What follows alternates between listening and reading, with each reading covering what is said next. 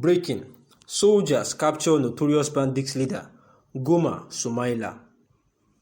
The Nigerian military has captured a dreaded bandit leader and castle rustler Alhaji Goma Sumaila.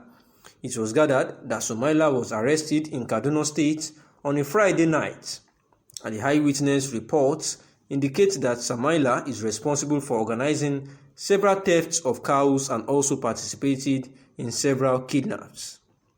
There is a footage going on online now disclosing the interview with him shortly after his capture, where he said that Kaduna, where it was his confession, where that he was actually truly the one organizing and responsible for the several thefts of cows and also some kidnaps in the environment. Kaduna State, we know, have been plagued with several high-profile ranking of kidnappings and also mass murder and castle rustling by bandits.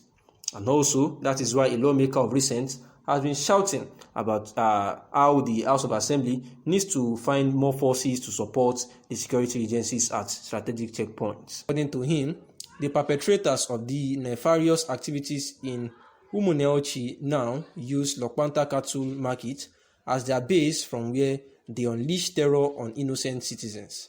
He therefore prayed that the House, among others, should mandate the State Commissioner of Police and the Army Commander in the area to ensure that lives and properties in the people were protected, to mandate the security heads in the area to urgently restore the security checkpoints along the vital points and to add more men to their patrols. He also urged that the House should invite the executive chairman of Umuneochi local government area to explain his challenges leading to the dwindling security situation at Lokpanta Cattle Market in particular and the local government area in general. And this is the words from a lawmaker representing a constituency in Abia State House of Assembly, Okeigwe, where he has alleged that bandits are actually taking over the cattle market there, and he has raised this issue under the matter of urgent public importance, saying that kidnappers and others are already perpetrating evil acts, saying that their nefarious activity is becoming to unleash terror on innocent citizens of the state. He therefore prayed the House of Assembly, among others, also that they should mandate the State Commissioner of Police and the Army Commander to work hand in hand to make sure that lives and properties of the people were protected, and that they mandate the securities in the area to make sure that they restore security to the checkpoint along vital points, saying that they need to begin to understand to add more men to their patrol teams, especially at the critical road points that these citizens are applying.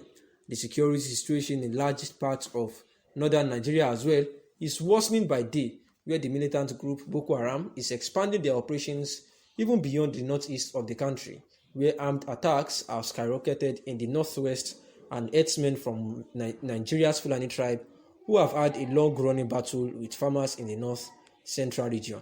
They are believed to be behind the recent spate of killing in agrarian communities in significant parts of the northern Nigeria.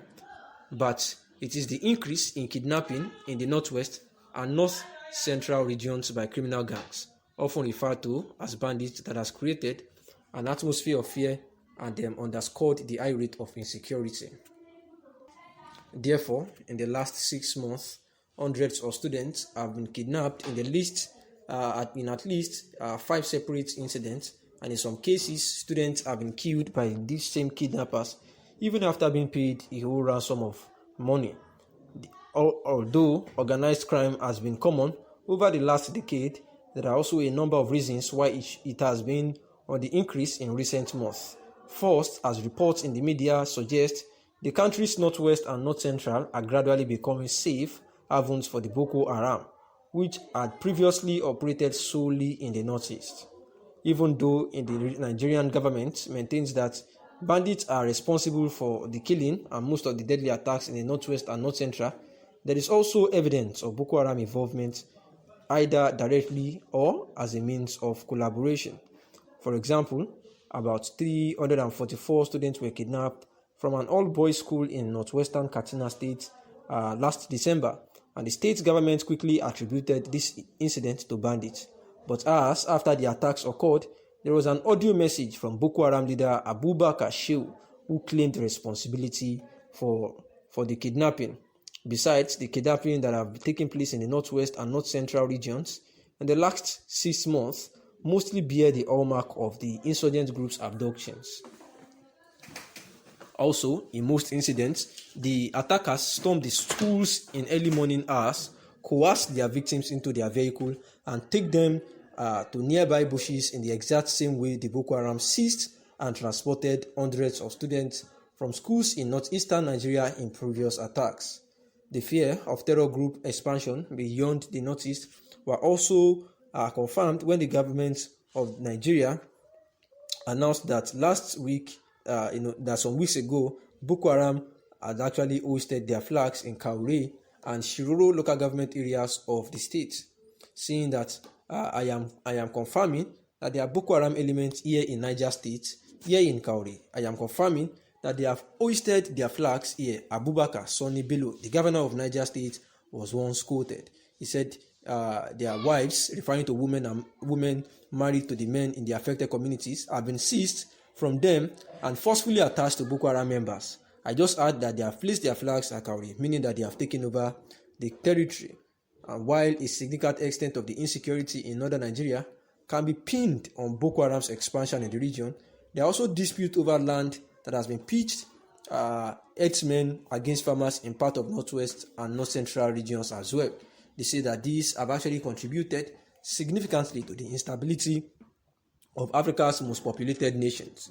Therefore, the competition between Fulani ethnic group, who are primarily nomadic pastoralists, has spread across West Africa, and Hausa farmers has risen in recent years, exacerbated by a drying climate and agricultural intensifications. So, in essence, we are seeing that the current crisis in the country, as regards this Boko Haram and unknown gunmen who are attacking both the Hausa communities, the Igbo communities, and even the Yoruba communities and every other part of the country with their extrajudicial actions against the citizens of the country, even the security agencies, part of those that are attacked, I wouldn't want to say beneficiaries actually, but they are also part of people that are affected. Yes, I think that is the right word. That are affected by this same calamity from this insurgency. So it is better, it is better for the federal government as at now to motivate military forces and the security agencies so that this fueled instability would actually not disturb the peaceful nature of the country that it has been known for. Unfortunately, Nigeria's poorly funded security agencies don't have enough manpower and resources to deal with these bandits. A Nigerian journalist and security analyst, Okon Unya, actually told the TRT World, saying that there is very poor security at the country's border, and this allows for proliferation of small arms and light weapons against the criminal group. Thanks for listening. Good evening.